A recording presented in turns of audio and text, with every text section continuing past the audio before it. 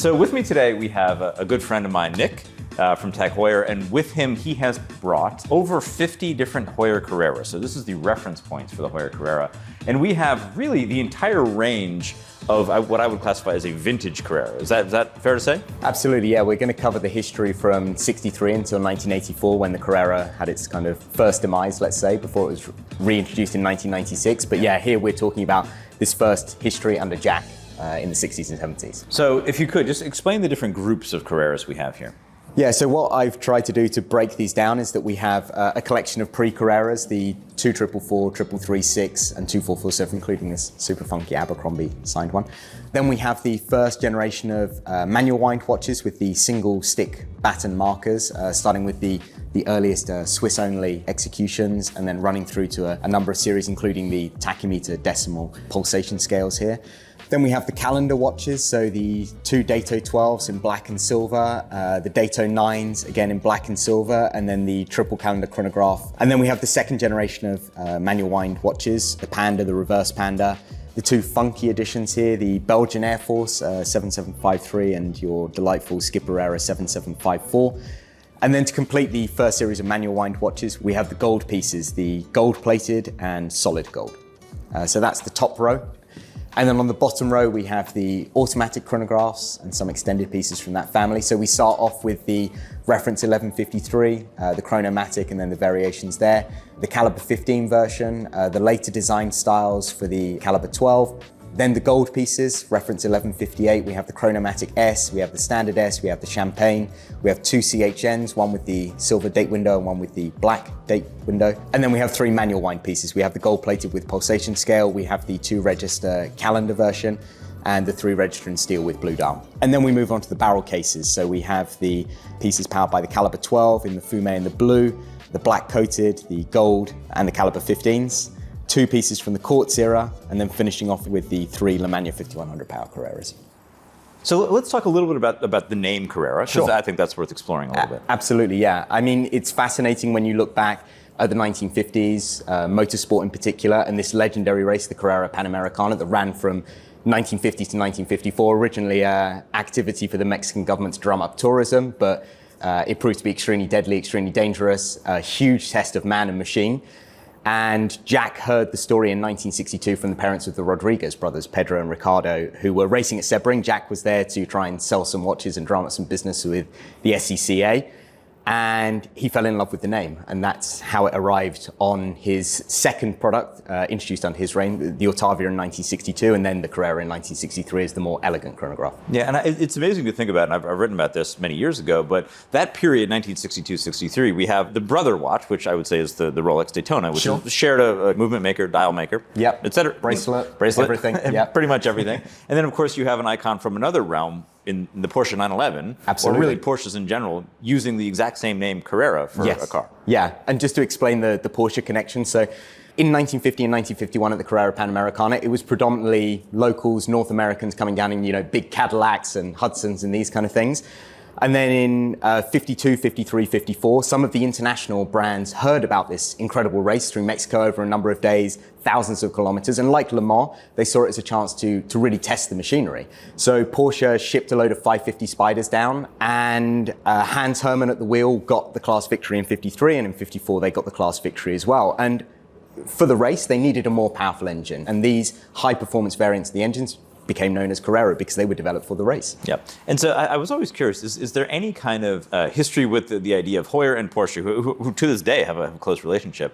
Is there any rivalry about the use of the name Carrera? Because we see them on watches, obviously, on dials, and we certainly see them on the back of 911s to this day. Yeah. I mean, the amazing thing was when the Carrera was first introduced in 1996, the Tag Heuer Carrera at the time, the brand didn't know if they could use the name. They thought Porsche owned all of the intellectual property. So as a result, these very early re-editions, the CS 3110 and these sorts of models, they don't have Carrera on the dial because we weren't sure about the IP. But, well, since last year, we've had this official relationship with them. So, of course, things are pretty easy now. Good. And so talking about things that don't have the name on the dial, so we actually have some pre-Carreras over here. So what are these? So to understand the Carrera's introduction in 1963, we really need to look at what Heuer was producing in the 1950s. And we can really break it down into three key references. And here on the table, we have 3336 bicompacts with black dial, a 2444, which is the 3 register version, and then curiously, what was referred to as the reference 2447. And this is a reference number that will carry over for the Carrera, but the various early watches with reference 2447, they have this very large case and these very interesting faceted lugs and this very utilitarian design language, the applied radium Arabic numerals here on both the silver and the black dials, the poly screw down case back, a design code that will carry over to the first Carreras of 63.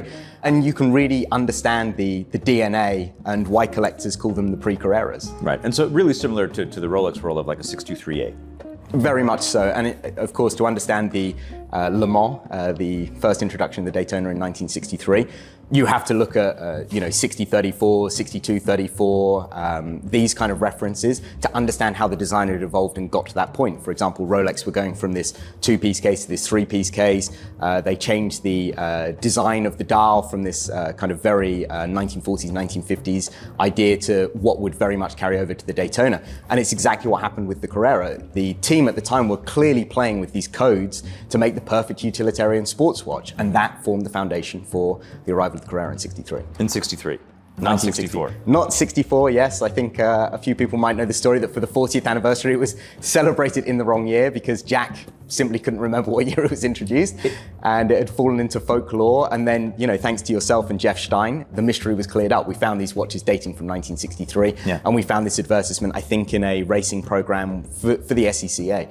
The US market was absolutely key for Hoya and for Rolex at the time for that matter. And that's why they both launched these quintessentially sports chronograph watches in the same year, positioned at the same marketplace. And the key code here is people doing things that are high pressure, demanding environments where you need something that will hold up. Mm-hmm. And these weren't positioned at just the man on the street. Of course, many people did end up buying them, but 99.9% of the time, these were going to people who were, photojournalists in conflict zones for Leica or someone flying for the Italian Air Force for Universal Genève. So this is exactly the same positioning for the Carrera. It was really focused on people who were living in this environment.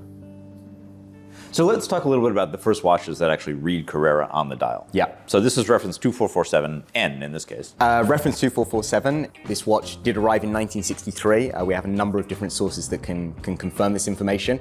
And there's a number of clear design codes in these early watches. We see the S and the N, the big differentiating factor. The N would carry over into kind of standard production. The S would have this kind of very interesting like Grenier eggshell finish, as is referred to by collectors. But we can see these longer hour markers, an unsigned crown, and some of them have this very interesting poly back. The other ones we have the notch back. Recently, the consensus has been that the poly back is the earliest and correct. From what I can see, based on case number ranges, yes, the very earliest batch was probably produced like this. Mm-hmm. But I still think in 1963, as we can see with your black dial version engraved for 1963, that there was a bit of mixing and matching of components. And yeah, with the Carrera, we can see this very clear code that is still carried over to today, which is this kind of peaked faceted lug, and of course the tension ring underneath the plexi crystal. This was an innovation that improved the water resistance of the crystal as it was fitted to the case, and Jack used it to move the 1/5 of a second scale off of the dial, similar to Rolex did with getting the tachymeter scale onto the bezel, really to open it up and to improve the legibility of it. So talk a little bit more about what a tension ring actually is. Yeah, so it's easier to spot on the N because it's in a contrasting color. It's this silver ring that's kind of angled. In French, it's called the rayon. Of course, we anglicize it and call it the rihor. But it's this angled position on the inside of the crystal, and it's sprung. So it fits within the plexi, and then when the plexi is fitted onto the case, it basically applies internal pressure to really fix it into position. And the Carrera was among the first to do that? As far as I'm aware, and someone might correct me in the comments, I think the Carrera is the only watch that has used this kind of tension ring device to increase the water resistance. And so the 2447 is a 3-register. Yes. Using the value of 72. Absolutely. And then we move into other. Absolutely, yeah. So we've examined the kind of very first introduced pieces, but one thing that happened very quickly, we know that there's the 2-register version, the 3647. I've bought 3 examples of that reference, all with kind of unusual dials. We have the watches that were produced for MG. All of these double name dials were actually produced in the US market. The most famous is probably the James Garner, which sold for $176,100 in 2022. And I was very pleased to secure it for the Tag Heuer Museum. It's such an important part of our history. But I'm going to name drop Jeff quite a lot in this conversation, clearly. He was the one that discovered that there was somewhere in Louisiana or something like this that was double stamping the dials for HTC, Heuer Timing Corporation in America, which was Jack's first responsibility when he joined the company in 1958. He came over to New York with his uncle and established a North American distributor. And it was one of the kind of first brands to have their own, not of a Henri Stone watch agency style, but of a Heuer kind of mass market brand to do that and take away the distributorship from the retailers and partners. So Jack had set it up. US market was absolutely key. They had a demand from MG, Sunray DX, a couple of other names to produce these double signed dials, and they found a supplier to support them with that in the US. And the curious one, I don't know if you're aware of the Arcola. For years, this was kind of one of the great enigmas of Heuer collecting, and we discovered that it's a golf club in New Jersey. I actually did know that. I know a member at this okay. Yeah, so there was a series of Heuers, pre-Carreras, and 3647 stamped with the kind of Arcola logo. But yeah, so 2447 3 register, 3647 2 register. So within these early Carreras, this first series with the kind of straight batten markers, the interesting addition was the scales, and they certainly appeared early on. A good example is this Fisher with this amazing two-tone decimal scale on the edge. Fisher were a supplier to the scientific and medical industry. You could flick through the trade catalogue and buy test tubes and lab equipment, and at the end there were Heuer stopwatches and Carrera's double-signed Fisher. So super rare, and this is cool because it has the poly back, so we know that it's from this very early series, and the large format case number, unsigned crown. And I just love this dial finish. Swiss only as well, so clearly 63, the story of the radium transition to the tritium, no T, so we know that it's a radium dial. But really a wonderful thing. And then the other curiosity is the pulsation scale.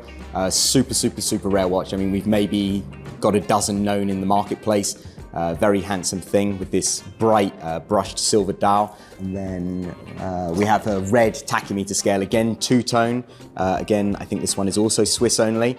But I love this contrasting dial color, really. And again, poly back, unsigned crown, so certainly a 63, 64 watch, something like that. Yeah, these style of two-tone dials, which I think a lot of people would identify with Longines and Patek and other brands that are really, in my mind, it's 1940s, 1950s. And so you can tell that these are early 1960s dials. Absolutely. And you know what you said with Auro in Talking Watches the other day about how it was very much like familiar environment. Everyone was sharing suppliers, everyone worked together. Yeah. And of course the industry's moved in a very different direction today, but it's really a very collaborative process, and hence why we can see so many codes shared between brands. Yeah. And then quickly we see watches with dates on them. Yes, they were the next kind of big addition to the family. And the first series that we have is the Dato 12 with the date window at 12, both in the black dial and the silver dial. I bought this very beautiful tropical dial, which I bought from a very friendly Swiss watch dealer last year. And you can see it has this little C number on the back, which indicate that it was sold in the Swiss market. Very pretty watch. And then alongside it, we have the silver dial version, with the wings and wheels logo of Indianapolis Motor Speedway, who we were close partners of at the time. We continue to be so to this day. But anyone exercising a little bit of logic might understand why having your date window at 12 o'clock is not such a great idea, particularly on a chronograph, because when the chrono is reset, you can't read the date. So I think only a year later, the date window moves to 9 o'clock, and we have this very interesting asymmetric kind of off-balance design. Yeah. This was the inspiration for the Hodinkee edition, so this was 2021, right? These Dato 9s, Jack's obsession was legibility. Yeah. So of course it makes perfect sense to move the date window away to 12 o'clock, but his other passion was symmetry. He loved Mies van der Rohe and Bauhaus and things that really showed balance. So to have this asymmetric design can be a little bit jarring at first, but once you get used to it, it's really a great thing. And we have both the silver dial version and the N with the white register that I really like. And then on the end, we have this little oddball. It's a triple calendar chronograph. It's called Carrera in the catalog, but in fact, this reference had been part of the Heuer catalog from the 1950s. And when the Carrera was so successful, they simply applied the Carrera name to it because it had some of the codes the same. But I think it's very difficult today to really describe this as a Carrera. I mean, it's a snapback, it doesn't have the faceted lugs, it doesn't even have the Carrera name on the dial, but it was among the most complicated watches that the brand had produced. So it's easy to understand why collectors really want to attach a Carrera name to it. Yeah, no question. Moving on, we have more 3-register Carreras. Yeah, I mean, it's the classic of you look at this table and you think, they all kind of look the same, but there are some variations hiding in there somewhere. The original S and N continue, but the changes we see are with the hour markers. They get broader, they get a kind of peak, and they get this black stripe down the middle to really help to improve the legibility. The hands get a stripe down the middle as well. But the great addition at this point is this panda and reverse panda configuration. For me, among my favorite versions of the early manual wind peaked lugged cases, just spectacularly beautiful. And continuing the purity of the early S&N, there's no scale on the dial, the registers are large and clearly visible. Right, and this is all presumably in pursuit of legibility. Yeah, I think, well, Rolex, we saw Singer had provided them with dials that were panda and reverse panda. I wouldn't be surprised that Jack or a retailer had come to the brand and said, look, we like this design language, can you offer something similar? So yeah, it's 5 years after the first introduction of the Carrera. We see the SN and the NS, and we also see versions with scales. So I brought along an SND, so a decimal scale, and again with this kind of two-tone finish with the Grenier on the outside and the Soleil in the center. Quite a pretty thing, but for me it's a little bit claustrophobic. And then the other weirdo oddball is the Volvo. I would still love to understand how we ended up making watches for Volvo. It wasn't the sexiest brand in the world at the time. Maybe in the late 60s. There were truck drivers maybe wearing these watches, I don't know. But here we have an NST with the tachymeter scale on the outside, the Volvo logo at 12 o'clock, which is crazy, and then this like tiny Hoya shield at 6 o'clock. Amazing. I mean, pretty amazing to think that we sacrificed the top position for our logo to let Volvo do it. And there are other variations. There's Ortavias with the Volvo logo from the 1970s. So clearly there was some great partnership there. And then we have a 2-register version, what's colloquially called the Ford versus Ferrari. It's the watch that Matt Damon wears in the movie. So with the 3-register version of the Carrera early on, it was the same reference all the way through, 2447. With the 2-register version, Valjo had decided to move away from the column wheel chronograph, the caliber 92, and instead had gone to the 7730 series with this cam plate actuation. They were much easier and I guess more economical to produce. And the easy way to spot them is the Valjo 92 powered 3647. Obviously the hour marker designs are different, but the first thing I look at is the minute recorder, because for the Valjo 92 it's a 45-minute recorder. For the Reference 7753, it's a 30-minute recorder, so quite easy to identify. And I think on that one, Jeremy, just worth kind of double-clicking. So Matt Damon wore it as Carroll Shelby, yes, right? Absolutely. And so I think the Carrera to me has always been, along with the Daytona and a few other watches, kind of like the archetype of the driver's watch in the 60s. This is what people were actually wearing. Absolutely. So how did Matt Damon end up with that watch in the film?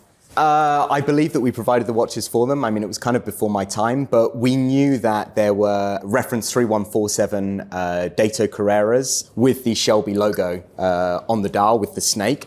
And of course, Cougar, one of the great American kind of sports car manufacturers at the time. We have Cougar signed dials as well. And to see these double signed dials, it was clearly proof that there was this indelible link between Hoya and motorsport. I mean, we skipped over the Sunray DX, but it was another motorsport team. Jack had been invited to Sebring in '62 because the SCCA needed timing equipment, and Hoya had provided it. All the teams used our stopwatches, and of course, by extension, everyone wanted our watches. Right. And the next watch we have is actually a Carrera from kind of a different sport altogether.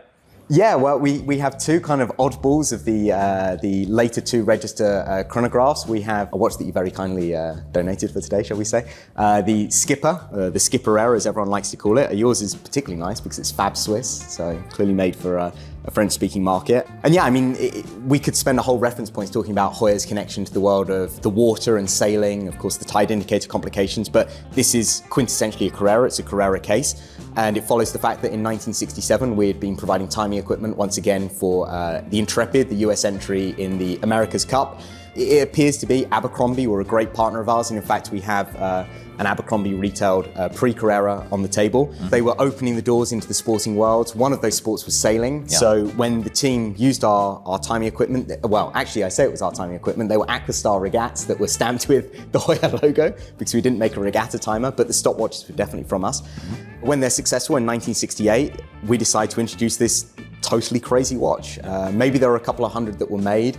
Most of them were bought by sailors, so they all got dunked and the dials get, kind of nuked. But when you look at this color code, there's just nothing like it. Imagine this coming out in 1968. It's really wild, and I think it's important to understand kind of the lore around the Skipper historically. I mean, there was a period there where people didn't even realize that Hoya had made this watch. Yeah, they thought they were fake. Right. But it's amazing to think that through these personal relationships, through, Jack really working, day and night to build the business in the US, we end up with watches like this that is just so outside the realms of this kind of very conservative Swiss brand that's, in its 4th generation at this point. It's just a beautiful, beautiful thing. It is. And if you look at this table of almost 60 watches, I mean, it's really the one that kind of pops off away Absolutely. from all the others. Yeah, I mean, that color code, and the fact is it existed for 1 year. It was a couple of hundred watches. Yeah. You were extremely smart to take some codes for the first collaboration between Tag Heuer and Hodinkee. But yeah, I mean, there's just totally nothing like it. And we didn't even get to the point of doing something similar later on in the evolution of the brand under Jack. Today, of course, color is a big part of the design and the branding for many watch manufacturers. But at the time, it was totally irrational, totally illogical, but absolutely amazing. Yeah. And then next to that, we have gold. Yeah. So we'll speak a bit more about solid gold watches further down the line in the 1970s. But here we have, I really wanted to include them, 2 pieces. One is reference 2448, these thinner markers without the black stripe, black tacky scale. It's plaqué, it's plated. I love this black dial. It's really quite fetching. And then the other one we have is a reference 2456 from the later 1960s with the kind of revised design for the hour markers in here. I mentioned that there were S versions of the 2447 with the later series design. The interesting thing here, we have the Soleil finish to the main dial, but then the subsidiary dials, rather than being this kind of ridged silvered effect, they're stamped white. So it's a very, very different look. But this in solid gold, I mean, super, super rare thing because they were just so damn expensive in period, but really, really lovely things. So yeah, and it talks about the evolution of the watch market at the time. We start off with stainless steel utilitarian sports watches, and by the end of the 1960s, as watches start to become perceived as kind of a luxury good, a fashion object, we want to push the brand, I guess, a bit more up market, and we offer these gold pieces. Yeah, and so of course, in the late 1960s, for readers at home or watchers at home, obviously quartz comes into the picture. Yeah. We start to see real material innovation from a mechanical perspective, which leads us right into the next watch here. Absolutely. So 1969, the introduction of the Caliber 11, the first commercially available automatic chronograph, let's say. We know that Seiko and Zenit also produced watches in 1969 with automatic chronograph movements, but Heuer was really the first to kind of ship them at a mass scale. We know that in March, when we did this incredible, global launch, we did simultaneous product presentations in New York and in Switzerland. Today, of course, it's common, but at the time it was completely revolutionary. And the movement inside is fascinating. To develop a movement like this, it was just massive, massive technical investment. And Jack said that they knew that automatics were going to be dominant. So in 1966, they formed this kind of team to launch the product. And it starts with the Buren micro rotor movement. Buren would be acquired by Hamilton before the product launched, so that's how Hamilton ended up with the movement. We have Dupois de Pras, this famous module producer, making the chronograph component on top. Breitling and Heuer were bankrolling the whole project because they were the ones that really needed it. And again, it ties back into this thing that it was one big family. Willy Breitling and Jack Heuer sat together and decided they were going to spend their money on developing an automatic chronograph together. And the one you have in your hand is particularly rare, the so-called Chronomatic. Jack and Willy had decided on this trade name to support the launch of the automatic chronograph, the Caliber 11. And when they put it out to the market and Jack was kind of doing sampling, he said chronomatic, chronomatic, chronomatic. No one knew what the hell he was talking about, so he said, we'll just put automatic chronograph on the dial. And Willy had come to Jack and said, look, you have so many great names, Ottavia Carrero, you have the Monaco that's going to launch with this. We don't have anything. Can we have the chronomatic name? And Jack was like, yeah, sure, no one knows what it means anyway, so like knock yourself out. But it really changed the design and configuration of the dial because we have chronomatic above the Heuer logo and then Carrera at the bottom. Optically, you don't necessarily notice it first, but once you see the model name at 6 o'clock, it's really a different animal. And these are among kind of the most sought after of Carreras. Yeah, pretty much. Of the automatic versions, particularly in steel, the Chronomatic is the most valuable, certainly. I can't think of anything that would eclipse it. I mean, for the gold watches, it's a little bit different. But yeah, I mean, they're very coveted fundamentally because of their rarity. I mean, the design-wise, they're not that different from the other two pieces that we have. We have a so-called Mick Jagger with the 3, 6, 9, 12 positions for the hour recorder. And then next to it, we have the version that's 1 through 12. So very, very small variations. There was a slight change in the hour marker design for these watches, but these iterations will happen very quickly. You said that quartz arrived around this time, 1969, exactly the same time as the Chronomatic debuts. Seiko relaunched the Astron. And at the time, the Swiss watch industry were like, who's going to care about this? Mechanical forever. Yeah. But we know that things changed. And during this period, they were really playing around with the design. And what is this? This is a caliber 15. So off the back of the challenging economic environment of the 1970s, the Nixon shock, stagflation, a recession, the arrival of quartz, Hoya needed a cheaper version of, the Caliber 11 would become the Caliber 12 with some improvements. The cheaper version, which removed the hour recorder and replaced it with running seconds at 10 o'clock, was called the Caliber 15. We had a couple of these movements as well to kind of improve the economics and margins of the models. And then, this late design with this completely different aesthetic, this grey dial, it's quite unusual. And then we can see next to it, we have this kind of regatta timer sort of thing with the orange accents, and then this really funky one, which is this blue with these oval subdials, and it's quite cool because it's like Côte de Genève engraving on the dial and kind of super iridescent. And then quickly we move into what is, I would say, a favorite of both yours and mine, the Absolutely. 1158. Exactly.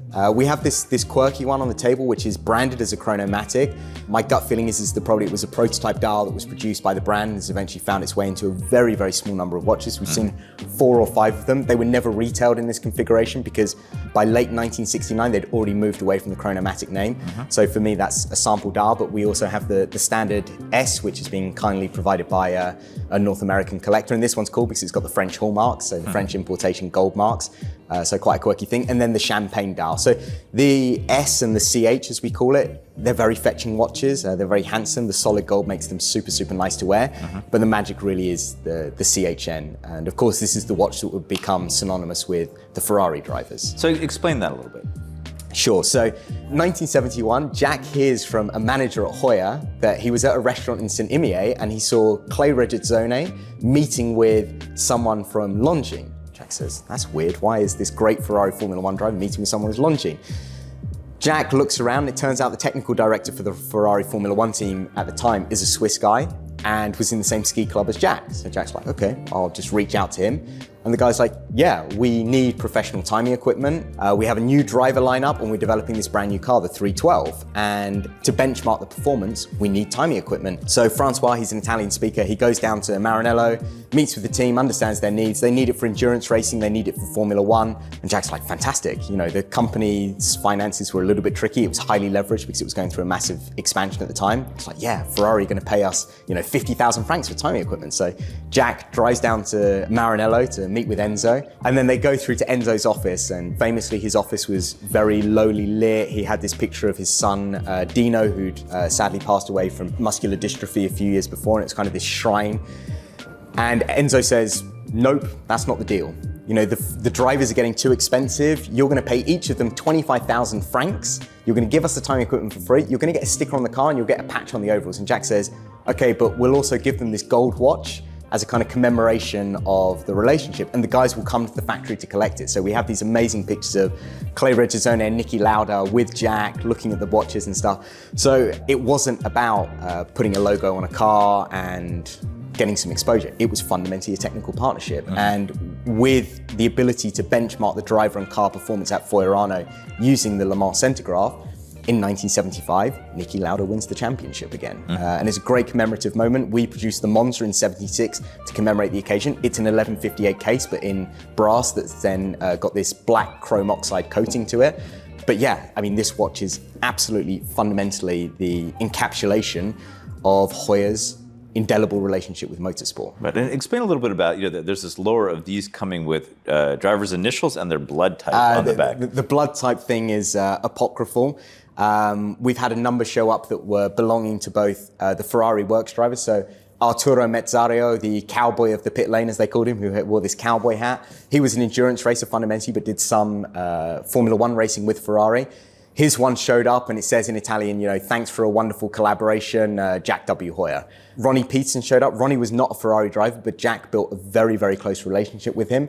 And on the back, it says success, Jack W. Hoya. Yeah. We have a few different engravings like that. Mike Hailwood's one showed up. Again, he wasn't a Ferrari driver, but Jack had become quite close to Mike. He was racing for Porsche at Le Mans in the 917. Yep. And Jack had witnessed him saving the life of Clay at the South African Grand Prix. Mike had stopped his car in the middle of the race and pulled him from the burning wreckage, and Jack gave the watch to kind of recognize this great act of bravery. But yeah, so we have these dedications, we have these messages, but drivers would have had to have been crazy to wear watches in the cockpit at the time, because when these guys had accidents, there was huge risk, particularly a watch on a bracelet would, very badly injure them. And there was one driver, I think he crashed at Spa and had to have a lot of surgery to fix it. And I think that this watch in particular, it reminds me of a story I wrote a very long time ago about the Monaco. So I mean, I think there's this kind of like revisionist history of what the Monaco meant to race car drivers. And obviously featured in Le Mans was Steve McQueen. Sure. But this was really the watch designed for racing. And the Monaco is really almost like a design object. Absolutely. I mean, the thing is, for me, the Monaco,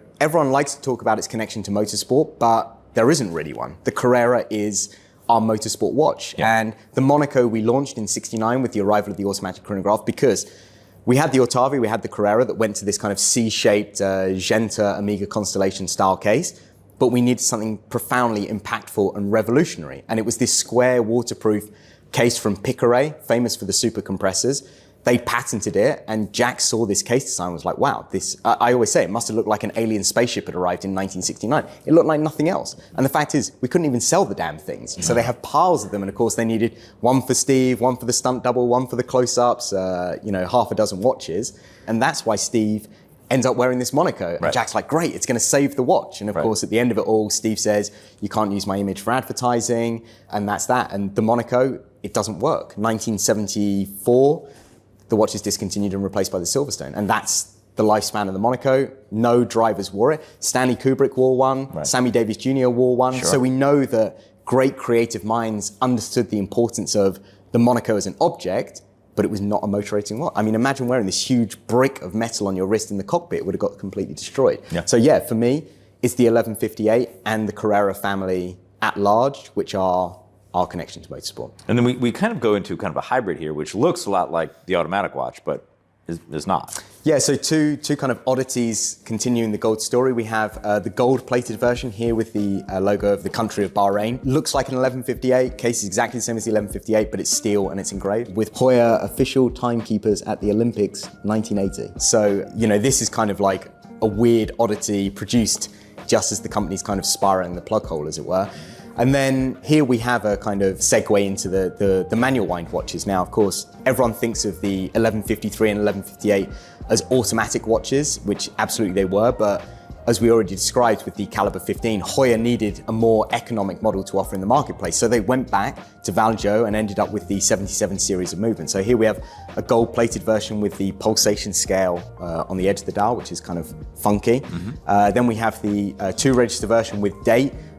Same caliber, the 7740 that was used in the black Monaco 74033N, and then another kind of blue dial 3-register chrono as well. So I mean, the obvious giveaway is the crown is at the standard position rather than at 3 o'clock, which was a technical limitation of the automatic chronograph movement.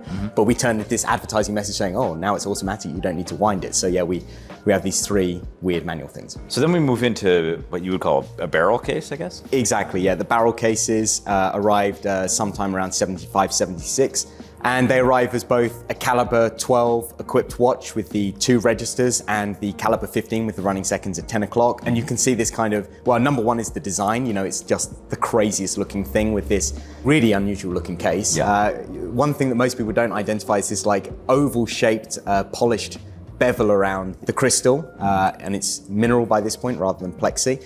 And then we have this, sunburst finish to the case finishing, and these really like unusual proportions. It's kind of short and squat. And then this Côte de Genève finish, and we have it in the fumé with this dégradé finish to it and some kind of funky orange accent. We have the blue, and this one's an odd one because it's for the Angolan Liberation Army, I think it was called, with a Kalashnikov AK-47 engraved on the back. What else? Yeah, we were selling to every regime that you can imagine at this point. And then we have this kind of powder coat. It's kind of a thicker finish, but it's certainly not PVD at this stage. Quite a weird looking thing if you think, okay, we have Porsche design in 72 and we have the Enicar, but it was the Black Monaco, the Monza, and watches like this, where Hoya had really started to play with this kind of finish and idea. That's cool. And then the other end of the spectrum, gold plate with this, again, Côte de Genève dial and these oval subdials. And then on the end, we have the 2 Caliber 15s, the Fumé and the blue.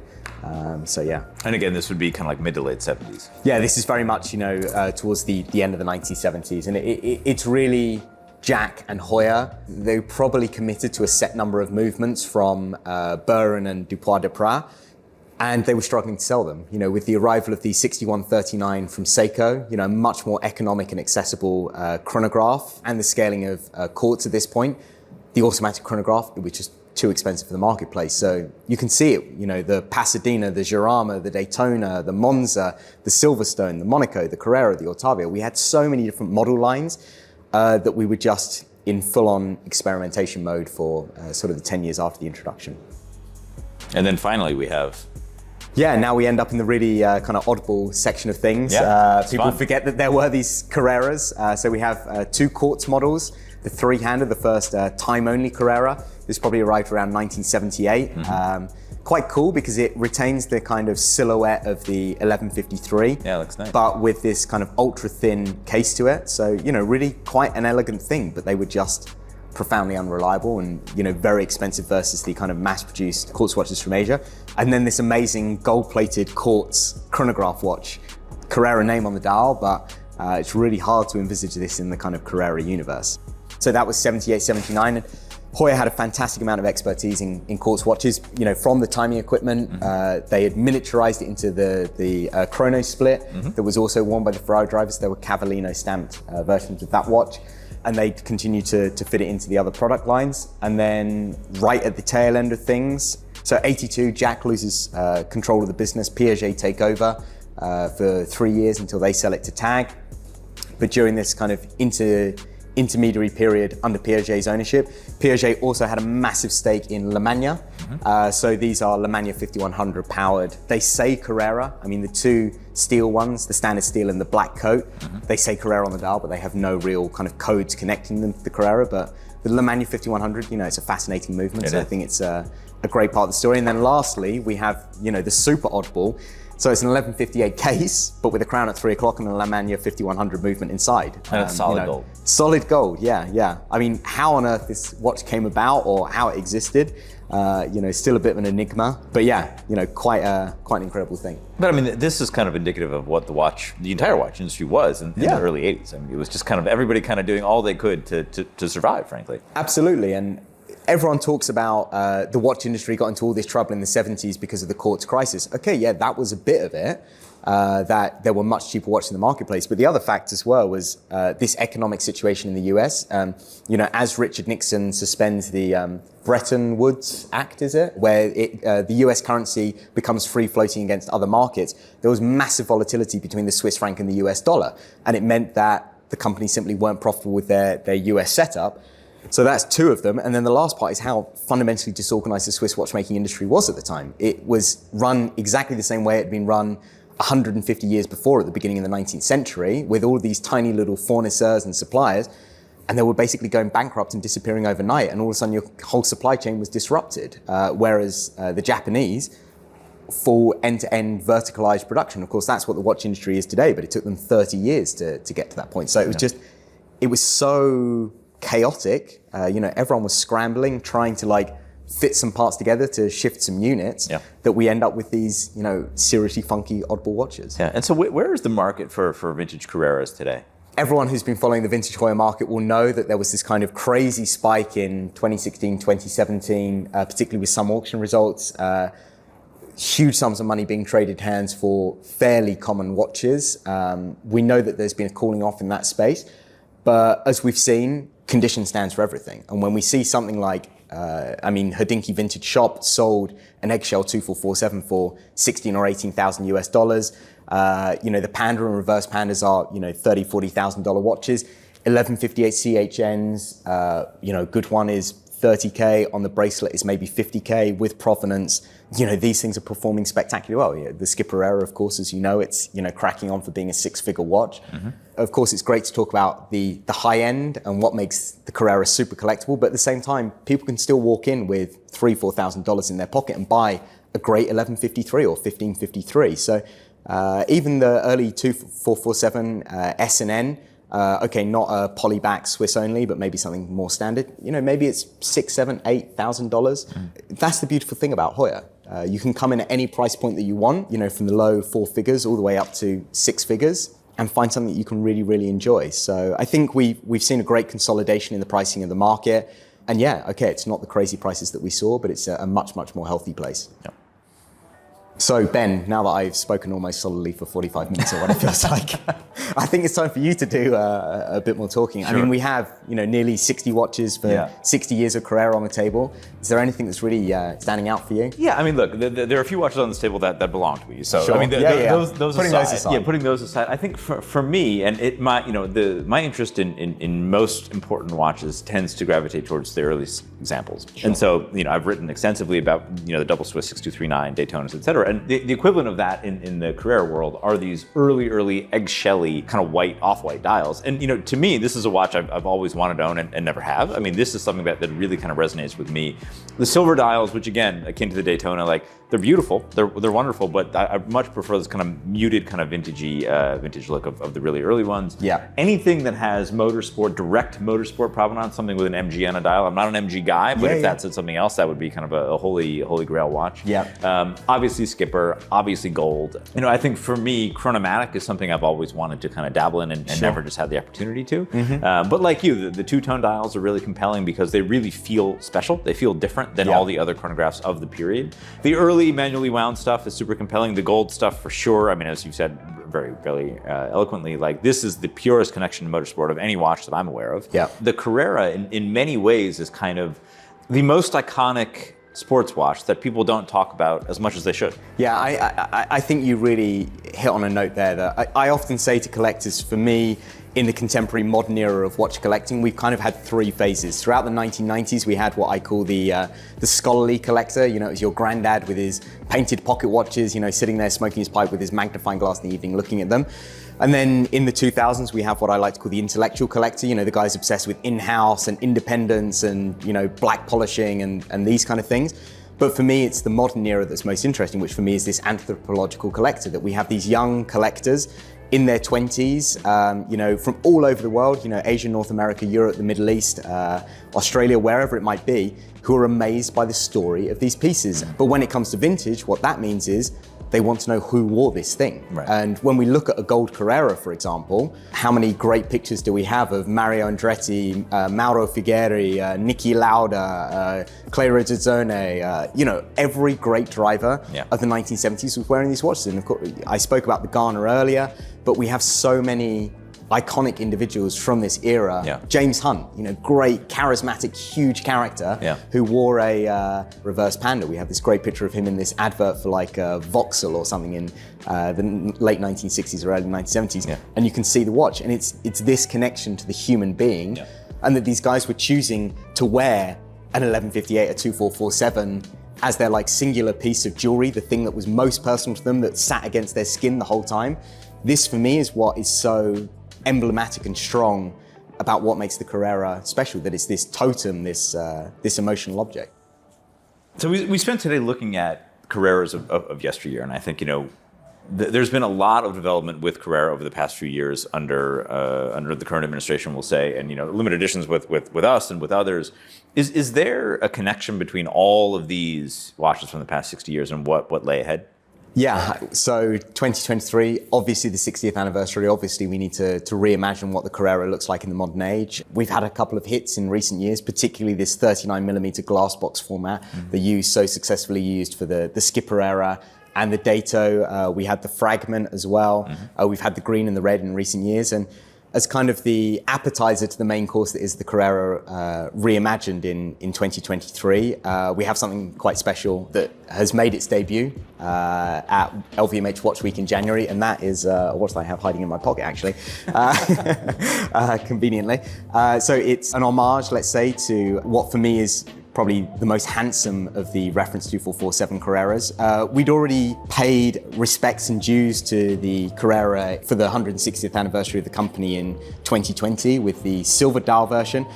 So instead, what we decided to look at was the most collectible version of these watches, which is the Panda. And it really plays into Jack's idea of legibility. We have this high contrast dial with the black subdials and the sunburst finished silver dial.